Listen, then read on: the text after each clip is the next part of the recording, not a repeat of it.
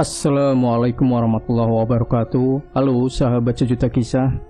Semoga Anda terus setia bersama kami, channel yang setiap hari selalu menyuguhkan cerita-cerita misteri menarik.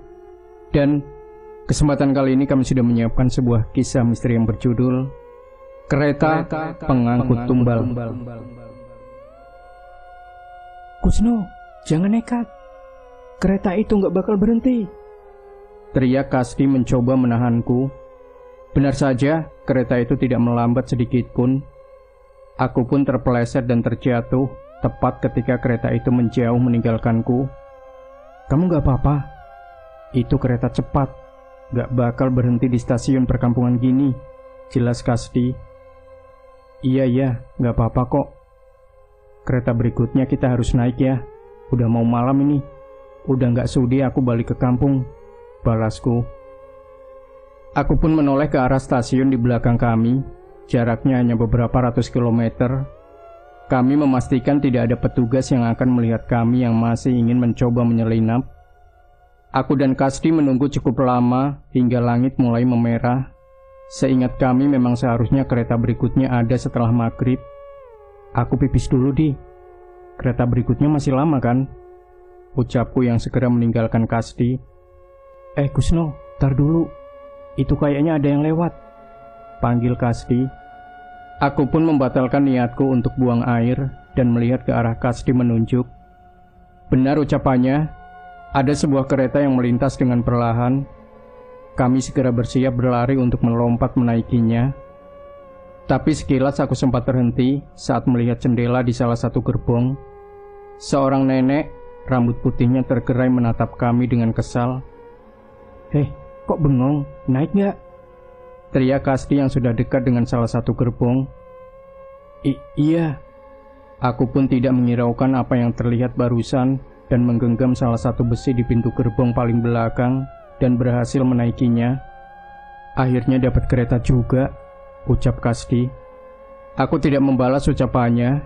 Saat di atas kereta aku baru sadar kereta ini terlihat terlalu tua untuk beroperasi dibanding kereta-kereta yang lewat sebelumnya. Kenapa no? Kamu nyesel udah naik?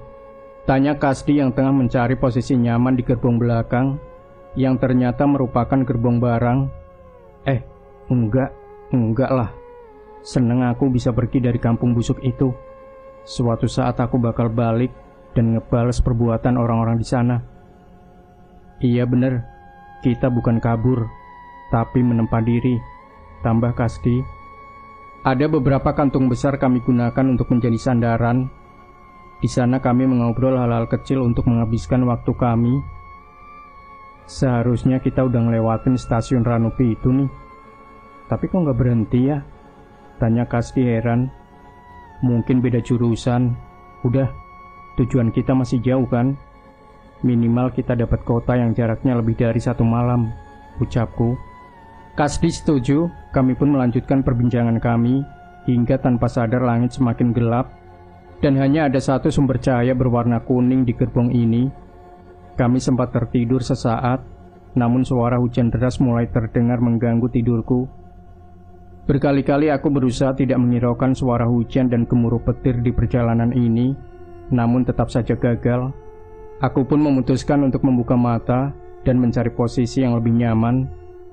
Tapi, tepat saat aku membuka mata, tubuhku merinding tidak karuan. Aku merasa ada sosok yang memperhatikan kami berdua. Padahal dapat kupastikan tidak ada orang lain di gerbong ini. Aku mencoba untuk tidur lagi, tapi perasaan itu tidak juga menghilang. Aku ingin membangunkan Kasdi, namun aku tidak punya alasan yang tepat untuk itu. Tapi, saat beberapa saat aku terdiam, aku baru sadar saat melihat ke arah kaca jendela. Ada pantulan beberapa orang dengan wajah yang amat pucat memperhatikan kami. Aku melihat sekeliling, tapi sosok yang dipantulkan di kaca itu tidak ada di sekitar kami. Seketika bulu kuduku berdiri. Aku berteriak mencoba membangunkan Kasdi, namun suaraku enggan untuk keluar. Dengan beberapa tepukan dan menggoyangkan tubuh Kasdi, ia pun terbangun. Kusno, kenapa? Mukamu pucat banget tuh. Tanya Kasdi yang masih mengusap matanya. Itu, di kaca. kaca jendela. Ucapku pada Kasdi sembari menunjukkan sosok-sosok yang terpantul di kaca itu. Kasdi pun menoleh ke arah yang kutunjuk. Seketika wajahnya pucat pasi sembari menoleh ke arah sekitar mencari keberadaan sosok itu, tapi tidak ada. Apa itu, No? Tanya Kasdi. Gak tahu. Balasku sambil mendekat pada Kasdi. Kami pun berdua dan mencoba menjauh dari jendela. Tapi tiba-tiba kami tersandung pada kantung barang yang kami gunakan untuk tidur tadi. Saat itu tanpa sengaja aku membalik kantung itu. Dan terlihat kantong itu hanya ditutup menggunakan resleting. Aku dan Kasdi pun curiga. Sepertinya kami memikirkan hal yang sama. Enggak mungkin isinya itu, ucap Kasdi. Aku tidak ingin menebak-nebak. Hanya satu caraku untuk memastikan isi kantong itu. Perlahan aku memegang ujung resleting kantong itu dan menariknya ke bawah. Kasdi yang sebelumnya tidak setuju untuk membuka, tetap mendekat terdorong oleh rasa penasarannya. Dan benar, tepat saat kantong itu terbuka, tercium bau menyengat yang hampir membuat kami muntah. Wajah seseorang yang pucat tak bernyawa terlihat dari kantong itu. Mayat. Bener mayat, teriak Kasdi menjauh. Reaksiku tidak jauh berbeda dengan Kasdi. Aku pun segera melompat menjauh. Tapi samar-samar aku sadar, wajah mayat itu sama persis dengan wajah yang menatap kami dari pantulan kaca jendela kereta itu. Pergi Kusno. Kita harus pindah dari gerbong ini, teriak Kasdi. Aku setuju dengannya dan segera mengambil posisi untuk meninggalkan gerbong itu. Susah payah aku membuka pintu gerbong hingga akhirnya bisa keluar dari sana. Dan benar saja, saat aku kembali menoleh ke belakang, sosok-sosok yang tadi terlihat dari pantulan kaca jendela terlihat menatap kami dengan marah dari kantong jenazahnya masing-masing. Kami bergegas meninggalkan sambungan gerbong dan memasuki gerbong berikutnya. Sialnya, pemandangan yang terlihat tidak jauh berbeda. Beberapa karung, kardus, dan benda besar tersusun bersandingan dengan kantong jenazah seperti gerbong tadi. Ini sebenarnya kereta apa sih, No? Tanya Kasdi dengan suara yang mulai bergetar. Gak tahu, Di. Aku belum pernah dengar ada kereta yang mengangkut jenazah sebanyak ini, balasku. Kami pun berjalan dengan hati-hati melewati tumpukan benda-benda itu. Tak satu pun dari kami berani menoleh ke arah kaca jendela. Mental kami masih belum siap menyaksikan wajah pucat yang mungkin saja terpantul seperti di gerbong belakang. Gimana kalau semua gerbong isinya begini semua, Di? Tanyaku. Gak mau tahu. Kalau beneran begitu, kita turun di stasiun terdekat. Kita cari kereta lain lagi, jawab Kasdi. Aku setuju. Walau begitu sebenarnya kami berdua sadar betul. Kami sadar bahwa sedari tadi kereta ini belum berhenti sekalipun di stasiun manapun. Tetesan air hujan masuk ke gerbong ini melalui sela-sela ventilasi. Tumpukan barang-barang ini pun mulai basah dengan air yang mulai menggenang. Kenapa keretanya bisa separah ini ya? Memangnya petugasnya nggak dimarahin kalau barang-barang di sini rusak karena air ini? Tanyaku.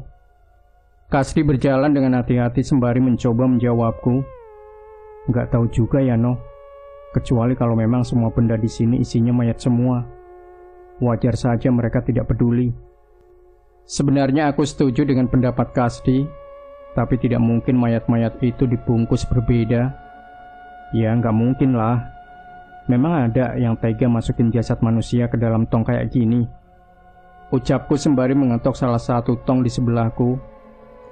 Aneh, suara tong itu aneh, seperti bukan berisi cairan.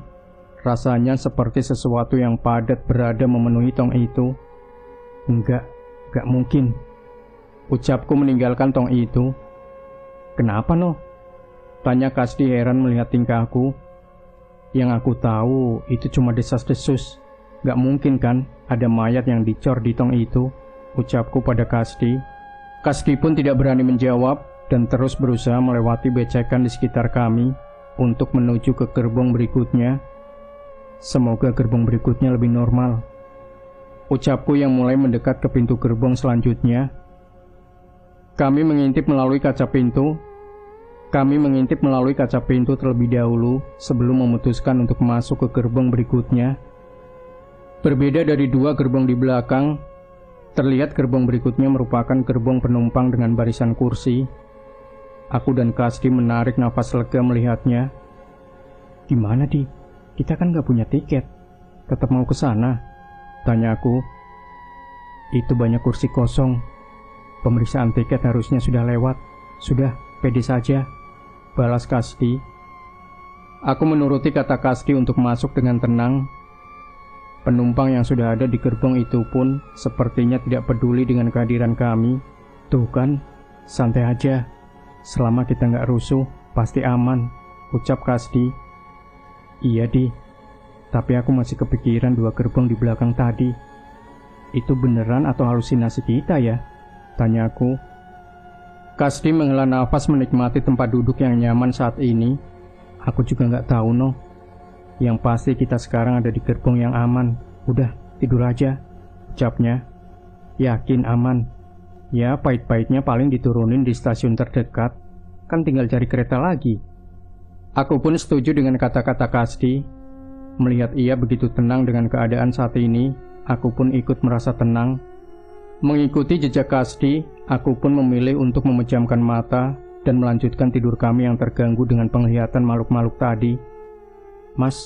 Masnya nggak salah kereta?" Tiba-tiba terlihat seorang perempuan membangunkanku. Mbak, ini kursi mbaknya ya? Maaf, ucapku yang ingin segera pindah. "Enggak, Mas, cuman mastiin saja. Benar tujuan Masnya sama dengan kereta ini," ucap perempuan itu. Iya, Mbak," balasku yang tidak ingin diketahui sebagai penumpang gelap. Mendengar jawabanku, perempuan itu pun segera pergi meninggalkanku.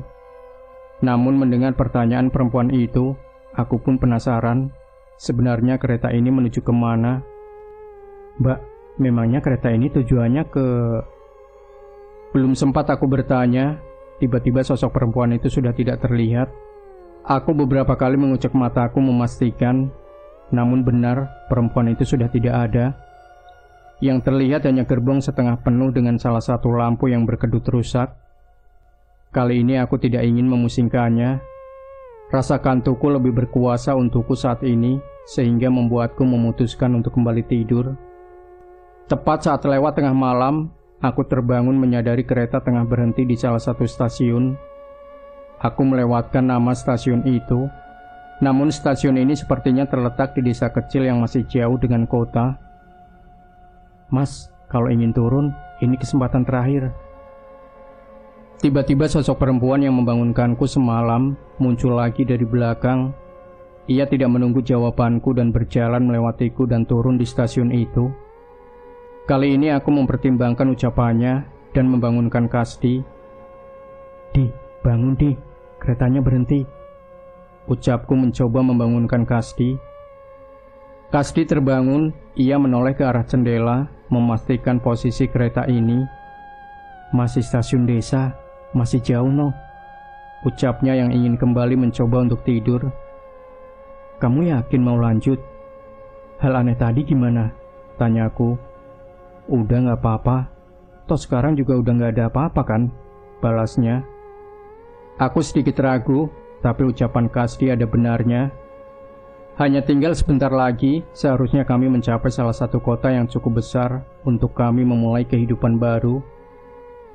Aku pun membiarkan Kasdi kembali untuk tidur, sementara aku menyaksikan kereta yang mulai berangkat meninggalkan beberapa orang di sana. Tapi, ada hal yang menarik perhatianku. Orang-orang yang turun dari kereta ini adalah seorang berpakaian masinis dan seorang berpakaian petugas. Tak jauh di belakang kedua orang itu, terlihat perempuan yang membangunkanku tadi. Anehnya, di sana wanita itu berwajah pucat dengan sebagian rambut menutupi wajahnya. Ia mengenakan baju putih panjang yang sudah lusuh dan memandang kami sambil menyeringai dengan aneh.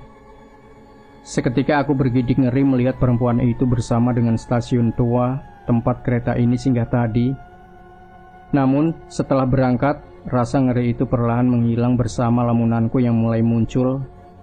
Sepanjang perjalanan, aku mengingat tentang rasa sakit hatiku pada warga kampung yang meremehkanku. Pekerjaanku sebagai tukang antar memang tidak sekeren sarjana-sarjana kota yang baru-baru ini mulai meramaikan desa. Tapi membanding-bandingkan kami, tentu bukanlah hal yang sepadan. Mereka tidak tahu saja bagaimana orang tua sarjana itu mendapatkan uang untuk menguliahkan mereka. Orang tua mereka ada yang rentenir, pejabat desa yang menggunakan uang desa dengan alih-alih beasiswa, hingga juragan kaya yang uangnya disetor oleh beberapa preman pasar. Kadang dunia ini memang tidak adil. Puncak kekesalanku dan Kasti terjadi ketika tanah tempat tinggal kami digusur untuk pembangunan. Hampir sebagian warga mendapat ganti rugi yang banyak, namun tidak dengan kami. Alasan mereka, kami tinggal di tanah milik pemerintah. Tidak ada surat-surat yang menunjukkan kalau itu tanah kami. Hei Bung, kami sudah tinggal di tanah itu puluhan tahun. Sayangnya, sarjana-sarjana kota itu bukannya membela kami, malah ikut membantu orang proyek itu untuk mengusir kami. Hanya sedikit lembaran uang yang kami terima dengan alasan uang belas kasihan. Namun uang itu sama sekali tidak ada artinya. Lihat saja, suatu saat aku akan kembali ke tempat itu dan membuat perhitungan dengan mereka. Tanpa sadar hujan pun mulai mereda. Aku menikmati perjalanan kami kali ini. Bukan lagi pedesaan, tapi jalur kereta ini melewati hutan-hutan yang masih asri. Sayangnya gelapnya malam menghalangi pemandangan kami. Sesekali aku melihat ada proyek-proyek penebangan pohon yang cukup besar di hutan yang kami lewati. Ada beberapa alat berat dan tumpukan kayu yang tersusun rapi di sana. Aku baru tahu kalau kereta api antar kota ternyata memang melewati tempat ini. Sempat aku berpikir, apakah itu adalah proyek ilegal? Namun apabila sering dilewati kereta dan dilihat oleh banyak orang, tidak mungkin itu proyek ilegal. Sebelum berpikir lebih panjang, entah mengapa aku merasa kereta ini berjalan dengan lebih cepat. Tak hanya itu, tiba-tiba seluruh listrik di kereta ini pun mati. Lampu-lampu sama sekali tidak ada yang menyala. Tidak, ini ada yang tidak beres. Seketika aku teringat perkataan perempuan tadi, ini kesempatan terakhir kalau mau turun. Sontak aku mulai panik dan membangunkan Kasti. Kasti, bangun!" teriakku membangunkannya. Kasti pun terbangun. Ia terlihat panik saat mengetahui keadaan di kereta sudah menjadi gelap gulita. Kenapa no? Mati lampu?" tanya Kasti. "Iya Di, aku semakin ngerasa ada yang gak beres sama kereta ini," balasku. "Paling petugasnya lagi usaha benerin. Keretanya juga masih jalan kan?" ucap Kasti. Seketika aku teringat sosok petugas dan masinis yang turun di stasiun tadi. "Enggak Di, bangun. Kita harus cari tahu kemana tujuan kereta ini," ucapku. "Kok kamu jadi panik sih? Dari tadi juga aman-aman aja," balas Kasti. "Kamu gak ngerasa aneh? Udah lumayan lama lampu mati, tapi gak ada penumpang yang protes. Petugas juga gak ada yang meriksa," balasku. Kasti mulai berpikir sejenak. Ia berdiri dan mengintip ke arah penumpang lain. "Bener, penumpang lain gak ada yang protes?" tanya Kasti. Aku mengangguk. "Sedari tadi kamu dengar ada penumpang yang ngobrol?" tanya Kasti lagi. Aku menggeleng. Sepertinya aku mengerti apa yang dimaksud Kasti. Enggak mungkin. Waktu kita masuk tadi, masih ada penumpang yang menoleh ke arah kita," balasku. Aku pun ikut berdiri melihat penumpang yang lain. Di dalam gelap, aku melihat semua penumpang tertidur, tanpa ada satupun tanda-tanda akan terbangun. Mbak, bangun Mbak." Aku mencoba membangunkan salah seorang penumpang yang duduk tidak jauh di belakangku. "Gimana no?" tanya Kasti. Aku menggeleng. Tidak ada satupun tanda-tanda penumpang itu akan bangun, sama seperti penumpang lainnya. "Tapi mereka masih hidup kan no?" "Harusnya iya masih. Mereka kelihatan masih napas." Tidak menyerah, kami pun berjalan ke gerbong berikutnya dengan kondisi gerbong yang gelap gulita. Sayangnya kondisi yang sama juga terdapat pada penumpang di gerbong berikutnya. "Mereka ini kenapa sih?" Kasdi terlihat kesal. Ia pun memaksa menarik salah seorang yang tertidur hingga terjatuh, namun orang itu tetap terbaring tanpa ada tanda-tanda akan kembali berdiri. "Kasdi, kamu apa-apaan?" teriakku. "Enggak, No. Kita harus pergi dari kereta ini." Seketika wajah Kasdi terlihat pucat. Ia seperti mengetahui sesuatu. "Aku pernah dengar tentang sebuah kereta yang hanya digunakan sesekali. Aku kira itu hanya mitos," ucap Kasdi. "Mitos? Yang jelas, Di," paksa aku kesal. "Kereta itu cuma beroperasi sesuai permintaan. Kereta yang mengangkut tumbal untuk proyek besar." Kasdi menjelaskan cerita itu sembari merinding. Sepertinya aku juga pernah mendengar desas-desus cerita itu. "Maksudmu jenazah di belakang, penumpang di 2 gerbong ini?" "Iya, No. Bisa jadi mereka tumbal," ucap Kasdi yakin. Enggak. Kamu ngawur." "Terserah kamu mau percaya apa enggak. Yang penting kita harus segera turun," perintah Kasdi. Kasdi pun bergegas berjalan menuju sambungan gerbong berikutnya. Namun tidak seperti tadi, kereta ini tengah berjalan begitu cepat. Sejak kapan kereta ini berjalan secepat ini? Kasdi terlihat heran, padahal memang sebelumnya kereta ini berjalan dengan pelan. Sepertinya sejak stasiun tua tadi, pas masuk hutan, kereta ini tambah cepat. Kasdi terlihat mencari celah dan cara untuk meninggalkan kereta ini. Beberapa kali ia mencari celah untuk melompat, namun kecepatan kereta ini tidak memungkinkan untuk itu. Apalagi sedari tadi kami hanya melewati hutan-hutan yang tidak ada habisnya. Sialan, kita nggak bisa ngapa-ngapain. Aku berpikir sejenak, mencoba mencari tahu untuk keluar dari permasalahan ini. "Kita cari petugas di depan dan paksa untuk berhenti," ucapku. Tak mampu memikirkan cara lain, Kasdi pun setuju denganku. Kami pun membuka pintu gerbong berikutnya. Kosong. Tidak ada seorang pun di gerbong ini. Kami bisa memastikannya hanya bermodalkan cahaya rembulan yang sedikit menerangi kereta.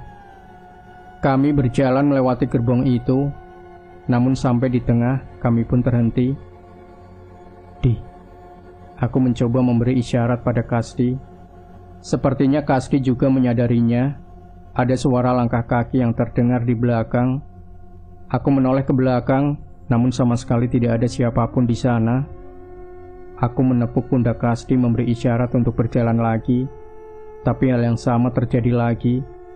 Terdengar suara langkah kaki yang berjalan mengikuti irama langkah kaki kami. "Siapa itu?" Kasdi yang sedang kesal mencoba memaksa sosok itu untuk memunculkan dirinya. Tapi lagi-lagi tidak ada jawaban.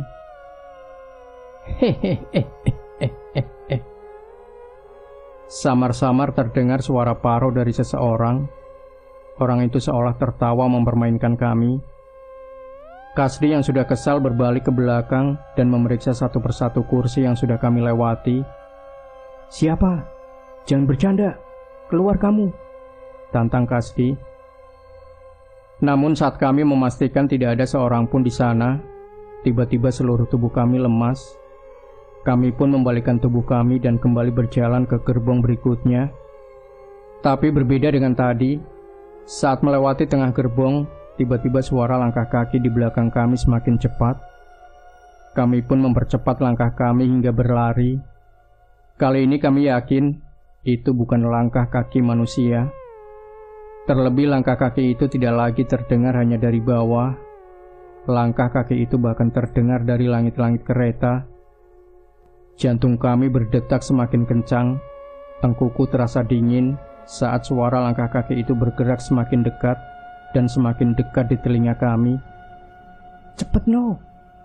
teriak Kasdi membukakan pintu gerbong dan menyuruhku keluar.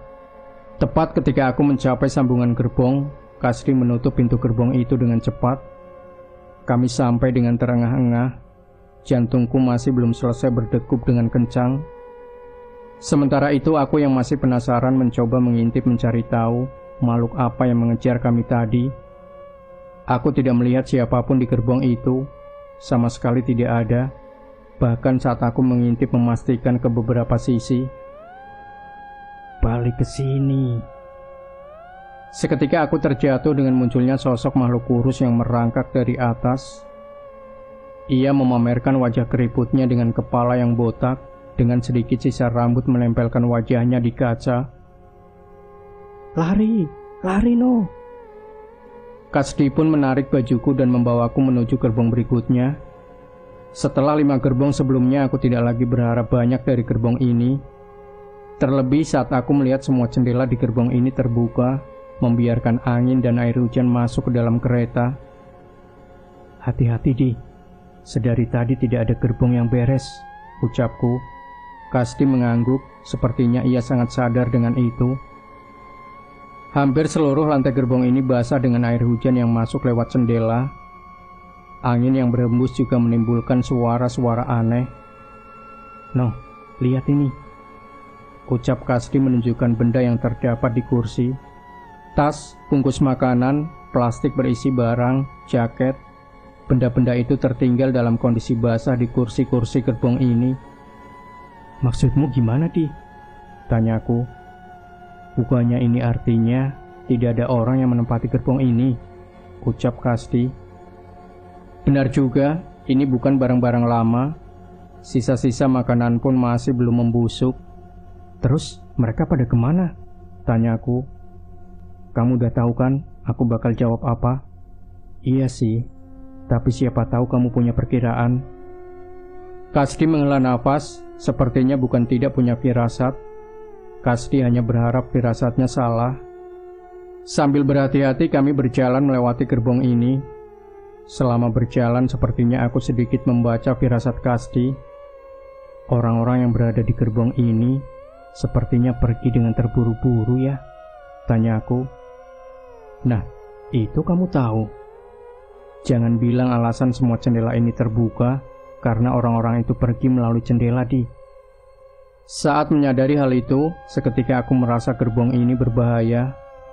Pasti ada sesuatu yang membuat orang-orang itu nekat melakukan hal itu, ucap Kasdi sambil berhati-hati. Aku tidak habis pikir apa yang bisa membuat hal itu terjadi. Sembari memikirkan hal itu, aku merasakan hal yang aneh. Entah mengapa tiba-tiba kepalaku terasa sakit.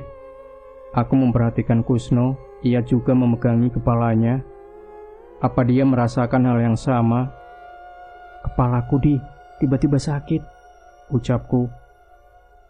Iya, No. Tadi aku kira cuma sakit kepala biasa. Kenapa sekarang tambah sakit? Balas Kasdi heran. Aku hampir saja terjatuh di tempat ini. Kasdi mencoba menolongku untuk terbangun. Namun seketika aku melihat hal yang aneh di sekitarku. Di, kok kita ada di kuburan, Di? Ucapku ketika semua apa yang kulihat berubah menjadi kuburan. Kuburan? Kuburan apa, No? Kita di kereta, jelas Kasdi.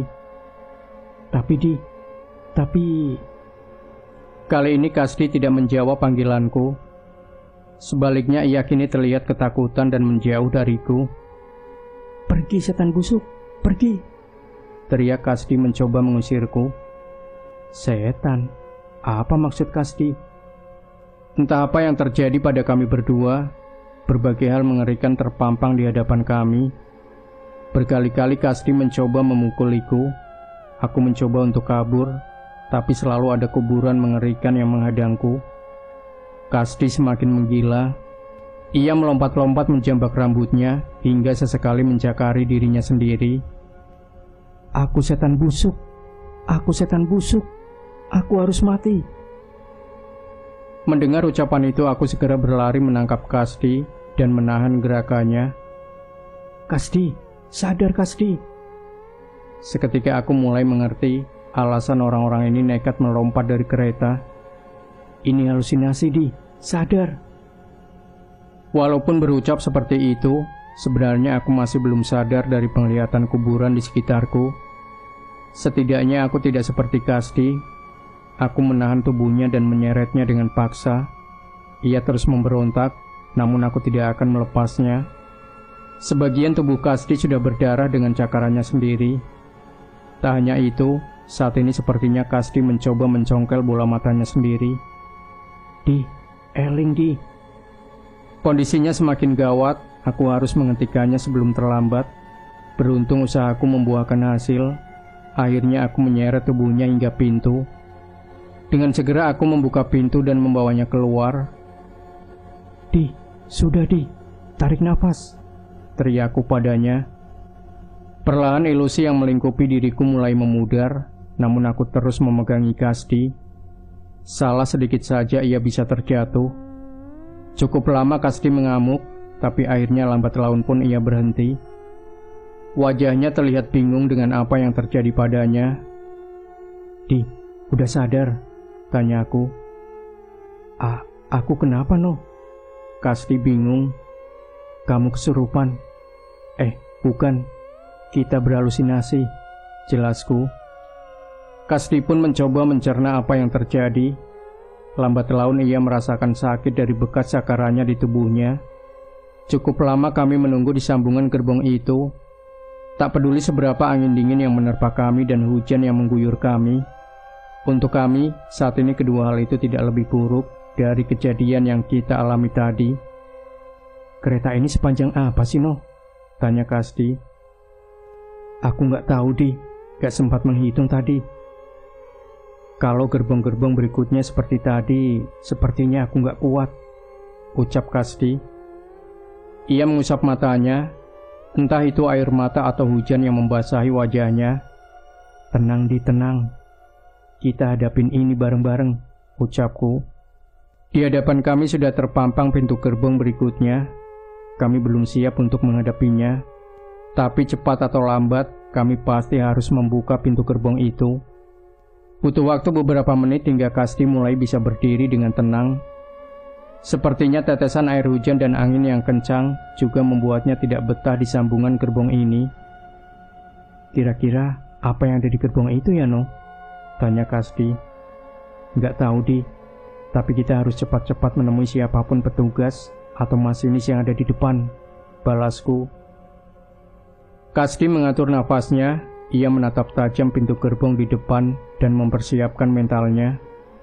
Pokoknya begitu kita buka pintu itu, kita langsung lari secepat mungkin. Apapun yang ada di sana, kita pura-pura tidak melihat saja, perintah Kasdi. Aku setuju dengannya. Kita tidak perlu tahu ada apa yang ada di gerbong setelah ini sampai kita menemui manusia siapapun. 1, 2, 3. Aku membuka pintu, sementara Kasdi berlari duluan. Aku segera menyusul mengikutinya. Buah! Seketika Kasdi menabrak sebuah tembok yang membuatku juga terjatuh menabraknya. Aduh, asem. Apa ini? Ucap Kasdi. Gimana toh? Malah nabrak, balasku. Kasdi meraba-raba tembok di depannya. Ia pun menemukan jalan dari sisi sebelahnya. Asem, gerbong makan no. Penyok hidungku.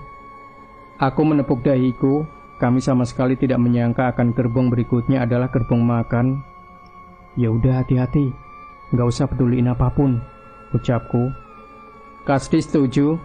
Dalam kegelapan kami berusaha mencari jalan untuk lekas meninggalkan gerbong ini.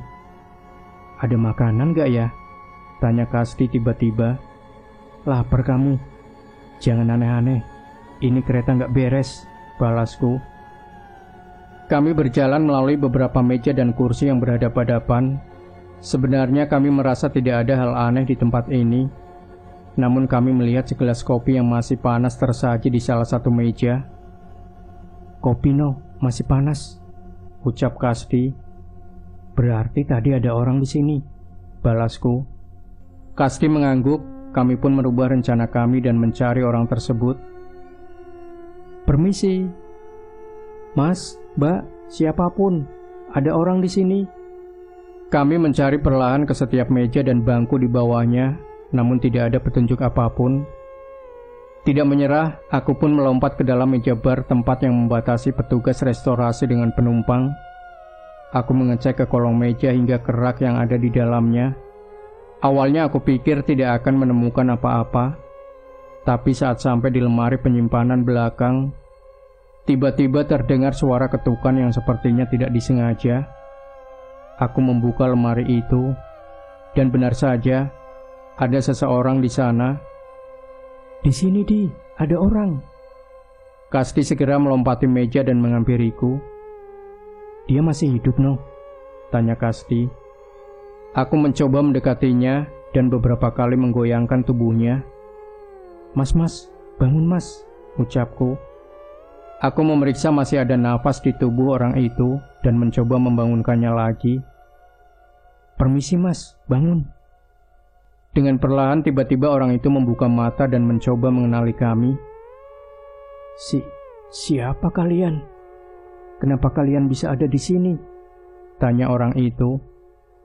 Aku dan Kasti saling menatap. Kami sedikit bernafas lega ketika tahu masih ada satu manusia lagi di kereta ini. Masnya petugas kan? Tolong mas, kita mau pergi dari kereta ini.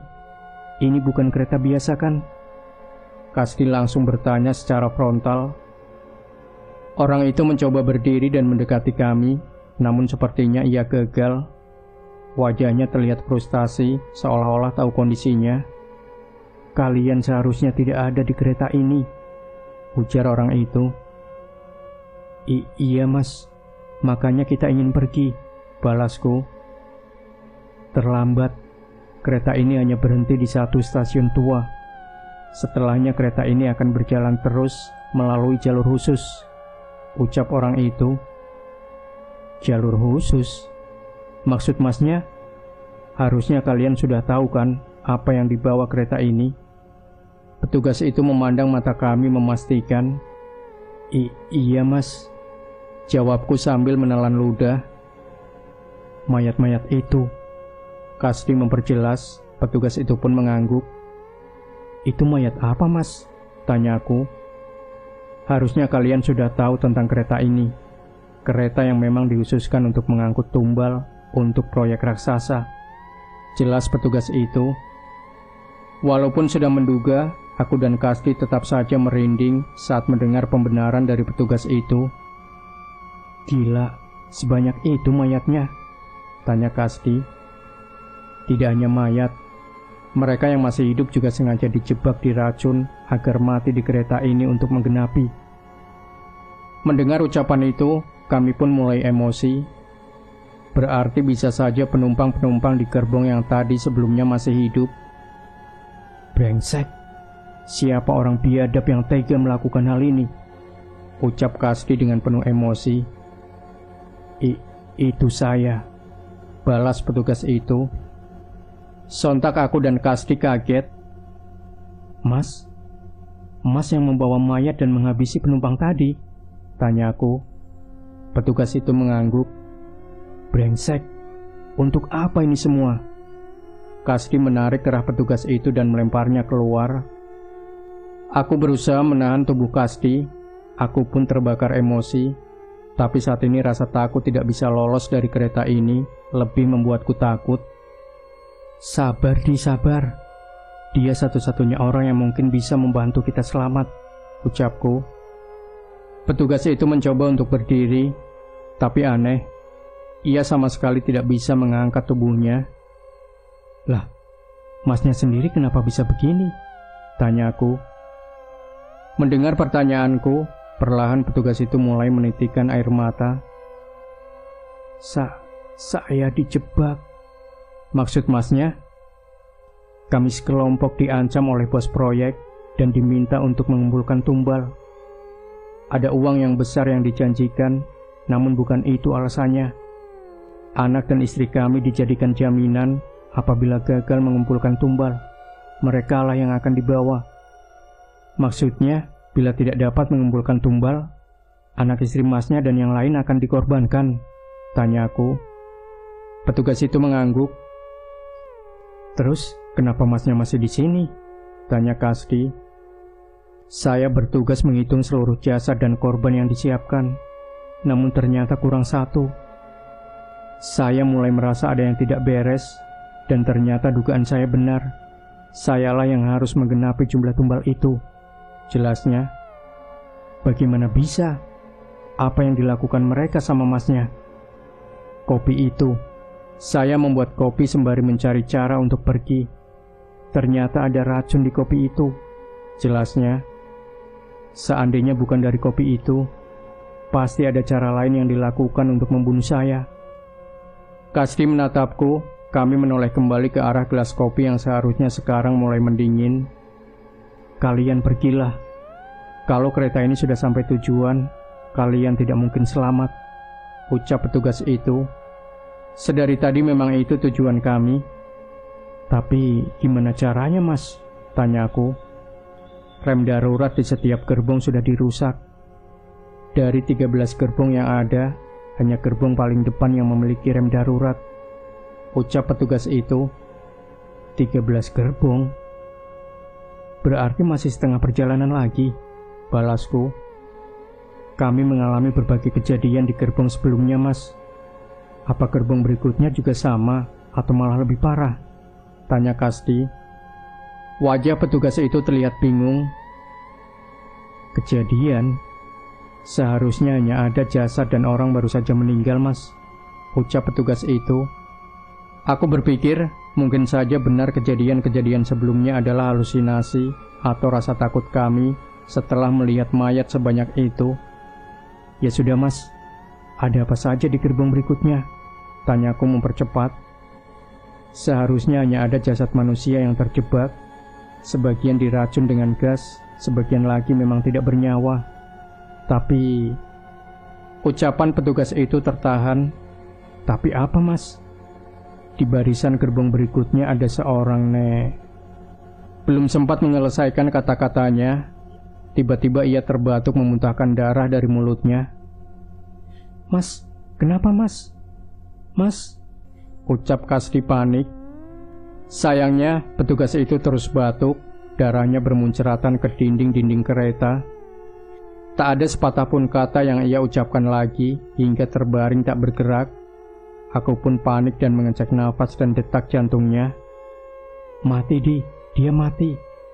Teriakku panik pada Kasdi. Kasdi menggoyangkan tubuh petugas itu dan memastikan, namun petugas itu benar-benar tidak bergerak. Kami melampiaskan kekesalan sesaat dengan memukul dinding kereta. Satu-satunya harapan kami untuk bisa pergi kini menghilang. Kita harus lanjut, Nggak bisa diam di kereta ini, ucap Kasdi. Tapi lanjut kemana? Tanyaku. Dengarkan tadi, ada rem darurat di gerbong paling depan. Kita berhentiin kereta ini dan pergi, jawab Kasdi. Terus keretanya gimana? Aku nggak peduli. Biar aja kereta ini berhenti di hutan-hutan begini. Sisanya kita tinggal cari cara untuk meninggalkan hutan-hutan ini, ucap Kasdi.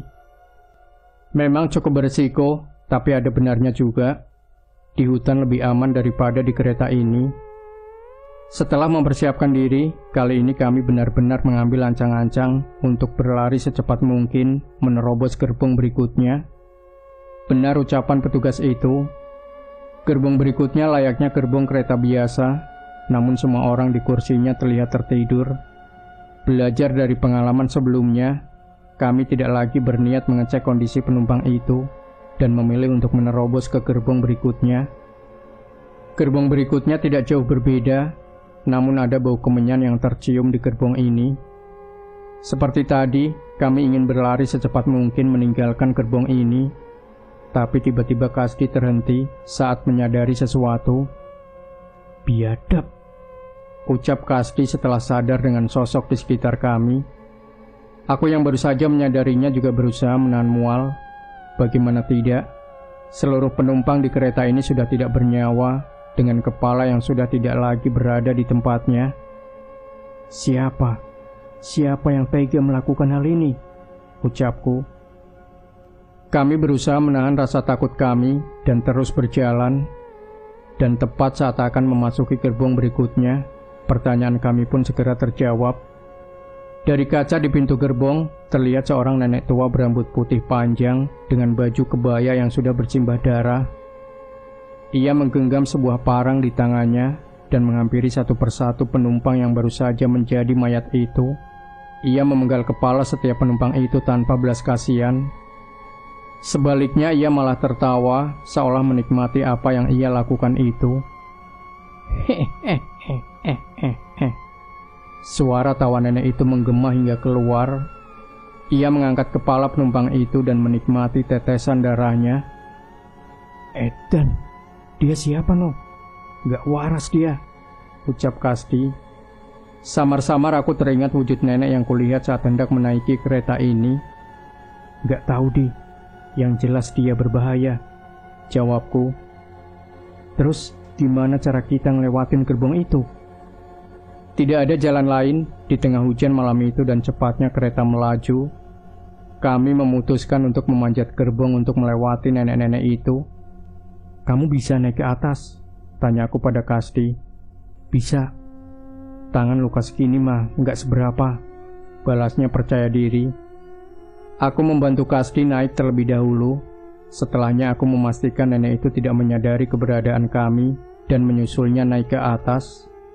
Aku pernah beberapa kali menaiki atas gerbong kereta, namun biasanya di siang hari dan tidak pernah secepat ini.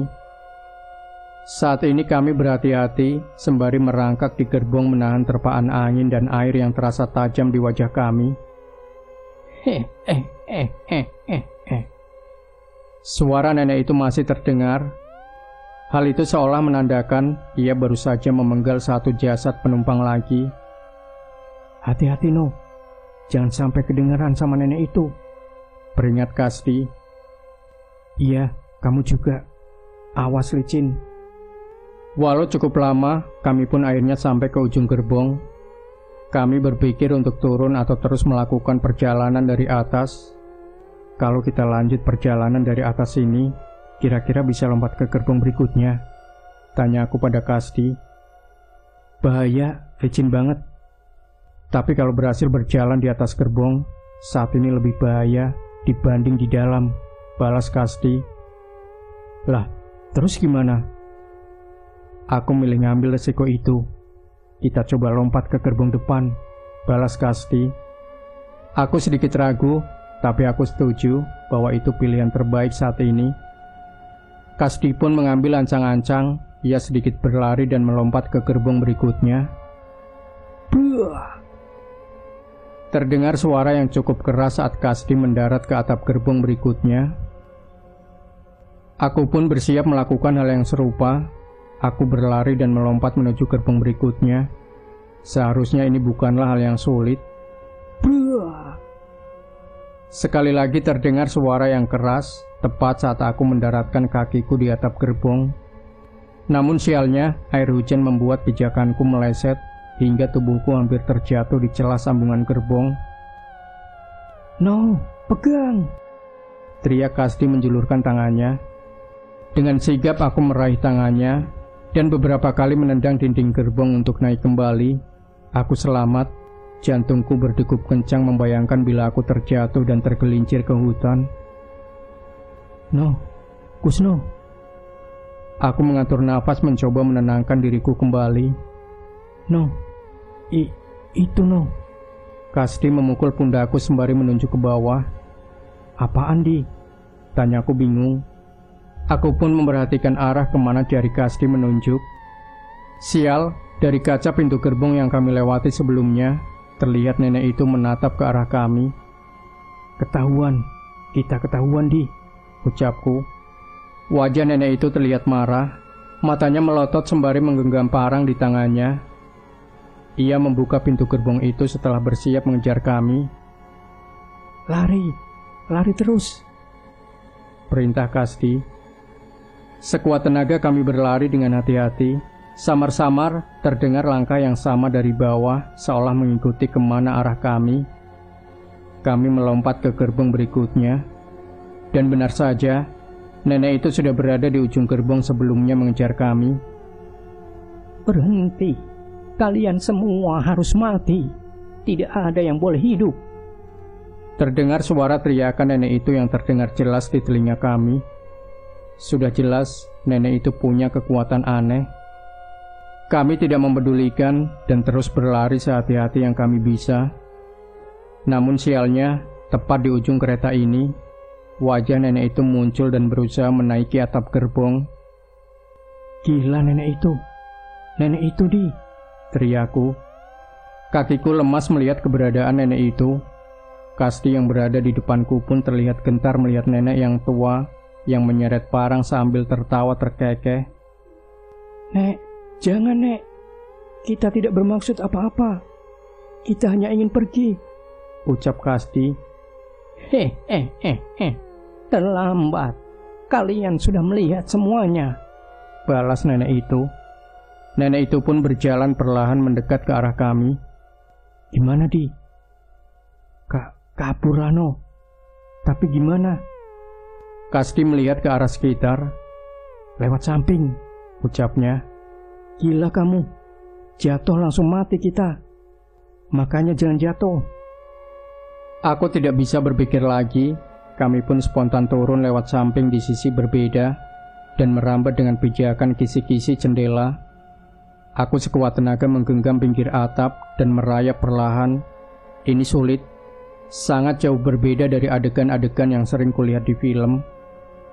Aku merayap perlahan, namun sialnya, tiba-tiba dari atas wajah nenek itu muncul di tengah hujan sembari mengacungkan parangnya.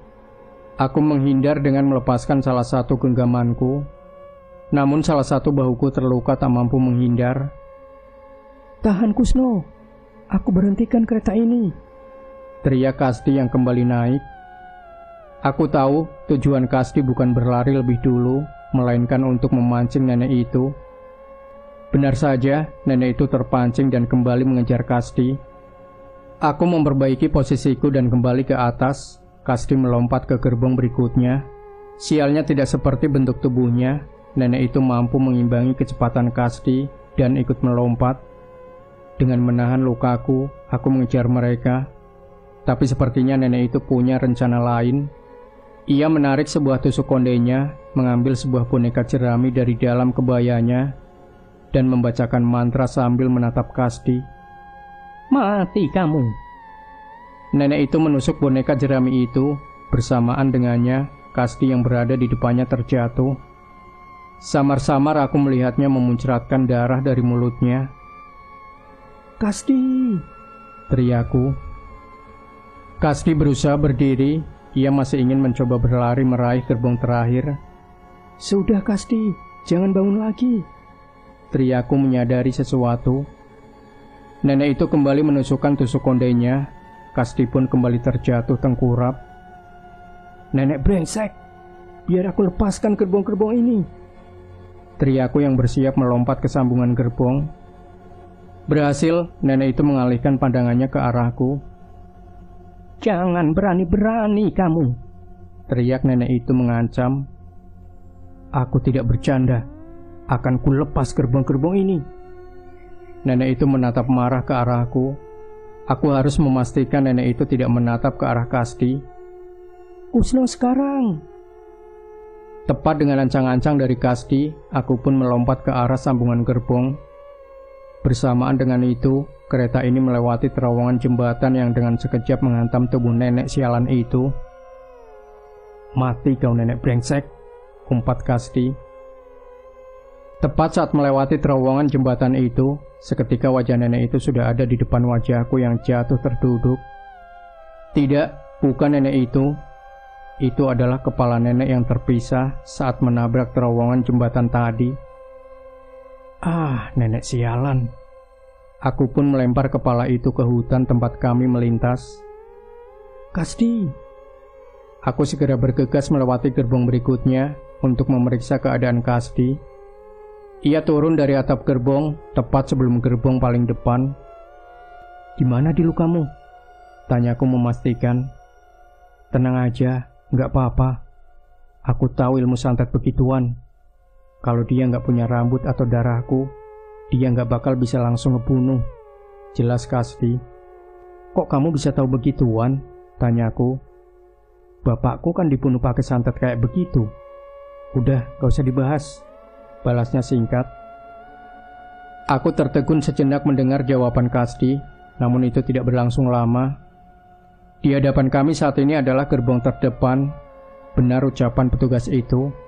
Ada sebuah tuas rem darurat yang tertutup kaca. Sepertinya itu memang masih bisa berfungsi. Gila, bener-bener gak ada manusia lagi di gerbong ini, ucapku. Mereka mempercayakan memberhentikan kereta ini cuma sama nenek-nenek itu. Benar-benar gak waras. Tambah Kasti.